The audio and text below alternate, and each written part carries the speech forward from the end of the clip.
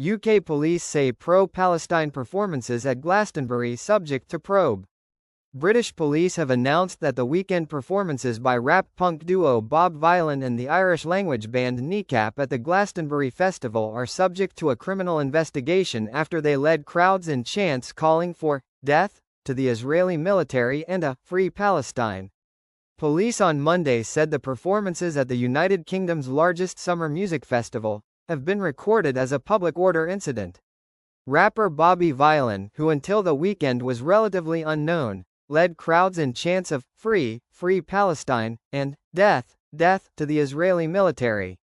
The BBC said it regretted live streaming the performance and it should have pulled it off the air. British Prime Minister Keir Starmer and other UK politicians condemned the chants, saying there was no excuse for such appalling hate speech. Starmer added that the BBC must explain how these scenes came to be broadcast. Ofcom, the broadcasting regulator, said it was very concerned about the BBC livestream and said the broadcaster clearly has questions to answer. Meanwhile, the United States Department of State said it has revoked the visas for Bob Vylan to perform in the U.S. after its hateful tirade at Glastonbury. Foreigners who glorify violence and hatred are not welcome visitors to our country, U.S. Deputy Secretary of State Christopher Landau said in a social media post.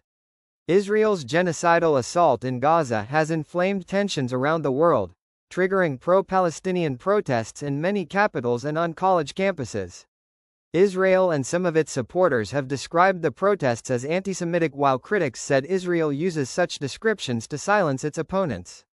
While maintaining a crippling siege on the bombarded enclave, Israeli forces have killed at least 56,531 people and wounded 133,642, according to Gaza's Ministry of Health. Bob Vylan, known for mixing grime and punk rock, tackles a range of issues in its lyrics, including racism, homophobia and the class divide, and has previously voiced support for Palestinians. Its lead vocalist, who goes by the stage name Bobby Vylan, appeared to refer to the weekend performance in a post on Instagram, writing, "I said what I said. Teaching our children to speak up for the change they want and need is the only way that we make this world a better place," he added.